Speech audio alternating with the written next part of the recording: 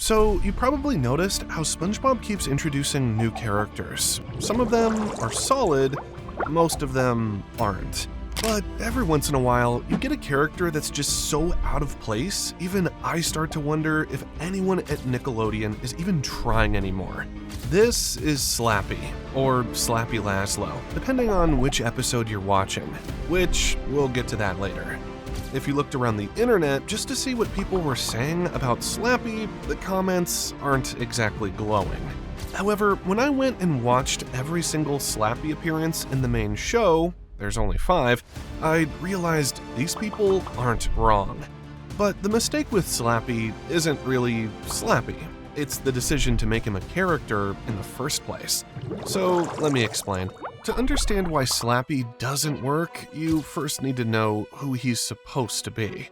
This is Peter Lorre, a Hungarian actor born in 1904.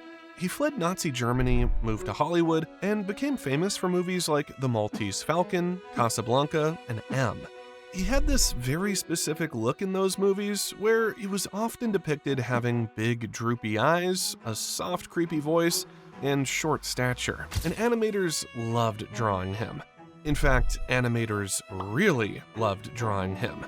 There's a whole book about it. According to the book, The Animated Peter Lorre by Matthew Hahn, there are over 700 instances of Peter Lorre's likeness being used in animation. Looney Tunes alone did it constantly. The most famous one is Dr. Lorre from a 1946 short called Hair Raising Hair. And if you look at that 1946 design and then look at Slappy, yeah, it's the same guy. In short, he's a reference to a 1940s Looney Tunes character, who was also a reference to an actor who died in 1964. And right there is where the problem starts. Because here's a fun fact. Tim Burton, the guy who made Corpse Bride, who is literally in the business of referencing old Hollywood, once admitted he didn't know who Peter Lorre was when he created the maggot character. He just knew the type. So if someone like Tim Burton doesn't know who Peter Lorre is, the chances of a 9-year-old watching SpongeBob in 2025 catching this reference are almost zero. And yet, Nickelodeon decided to build a recurring character around it 5 years ago. His first appearance is in SpongeBob's Big Birthday Blowout from 2019, the 20th anniversary special. You could spot him there as a background partygoer. He also doesn't have any lines in this episode. Larry the Lobster calls him Slappy once as a passing joke. Sandy punches him. That's it. There's also a more interesting detail to this. The show didn't even consider him a character at the time. I mean, if you look at the actual episode credits, he's listed as Peter Lorre Fish, not Slappy. 3 years later in season 13, the show pulls him out of the background and makes him recurring. And of course, no place better to give him his debut other than the episode Squidferatu. In this episode, Squidward accidentally gets Nosferatu's mail, has to deliver it, and somehow ends up at his castle for the night, with SpongeBob of course. And Slappy is here as Nosferatu's loyal servant. Now, sorry for cutting away from SpongeBob's episode and giving this old school movie lecture again every 2 minutes, but I want to think about what's happening on screen here. Slappy is a Peter Lorre caricature, which is a 1940s reference. Meanwhile, Nosferatu is from a 1922 silent film, and Slappy's role as Nosferatu's manservant is based on Renfield, a character from Bram Stoker's Dracula, written in 1897.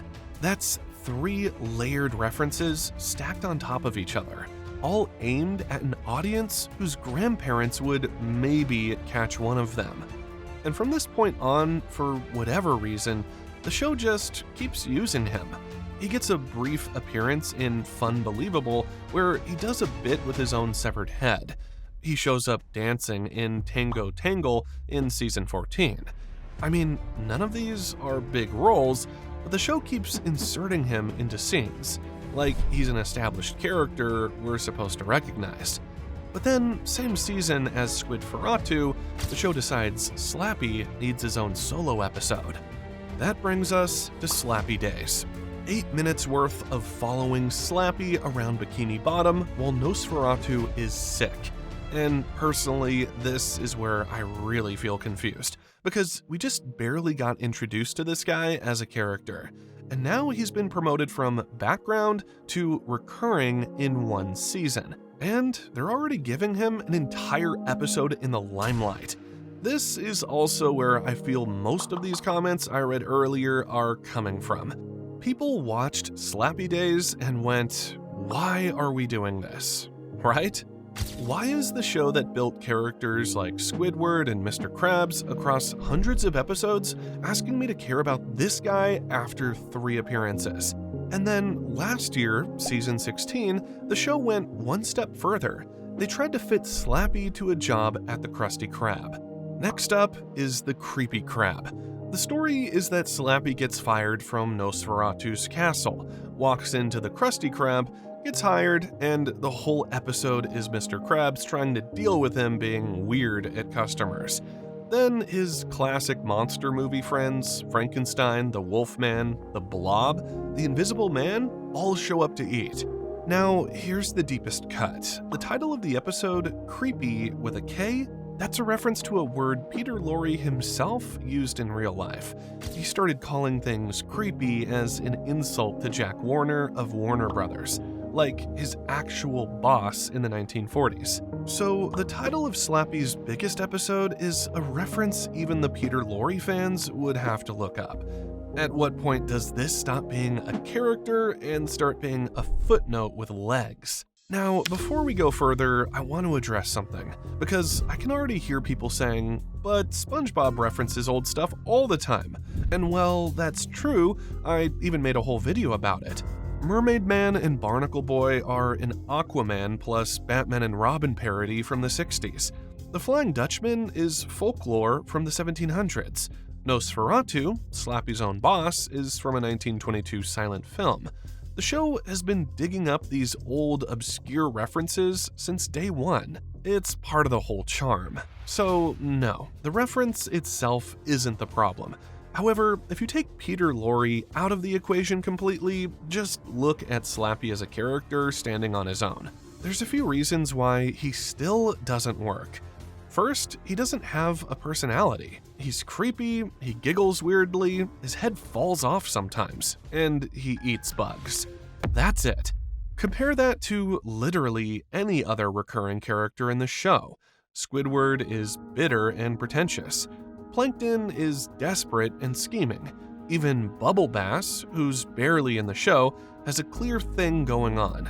He's a smug freeloader who lives in his mom's basement. Slappy is just weird, and yet he's not weird enough to be memorable in a fun way. Second, he doesn't have anything to do with anyone in the main cast. What made SpongeBob's drama good is that they all bounce off of each other. SpongeBob annoys Squidward, Patrick confuses everyone, Sandy challenges SpongeBob to push himself. Even Mr. Krabs and Plankton have that whole rival thing going on. Also, what's kind of important is that each of them had to suffer or at least have some kind of struggle for being the way they are. It's all a part of being a member of society, right? Slappy couldn't care less to respond to anyone's feelings towards him other than his master. He's a guy who shows up, does a Slappy thing, and then leaves. Third, his gags are repetitive. Within 5 appearances, his head falls off in at least 3 of them. He eats bugs in most of them. He laughs that weird laugh in all of them. It's just running the same 3 jokes again and again, hoping that if they show it enough times, we'll start finding it funny. And fourth, and this is the big one, every time the show gives him a bigger role, the plot has to work around him instead of with him. It's a pattern for later SpongeBob seasons, really. Look at Slappy Days. The plot is literally Nosferatu is sick, so Slappy walks around Bikini Bottom for 8 minutes. They couldn't find a real plot for him, so they just had him exist in places. Look at the Creepy Krab. The plot is Slappy gets a job at the Krusty Krab and creeps people out. Again, they're just placing him somewhere and waiting for things to happen. And this is where Slappy really separates himself from the other weird side characters, because even the strangest characters in the show, Doodle Bob, the hash-slinging slasher, even Bubble Bass, when they get a bigger role, the plot drives the episode. So yeah, even if you strip away the Peter Lorre thing, strip away the obscure references, just look at him as a character. He doesn't have a personality. He doesn't have chemistry. He doesn't have new material. And he can't carry an episode. That's 4 pretty big problems for a character the show keeps pushing forward. At the end of the day, like with Narlene, Slappy isn't really the villain of this story. He's a reference that arrived 60 years too late, dressed up as a character, and the show keeps pushing him forward like the audience just hasn't gotten the joke yet. It makes you wonder how many other characters in modern SpongeBob exist because somebody in the writer's room thought it'd be funny, without ever asking whether anyone watching it would actually get it. It's really a shame to see something like this, since unlike Slappy, they managed to make someone go the other way. If you haven't seen my last video about the character who did manage to win fans over, go check that out next. As always, I'll see you on the next dive.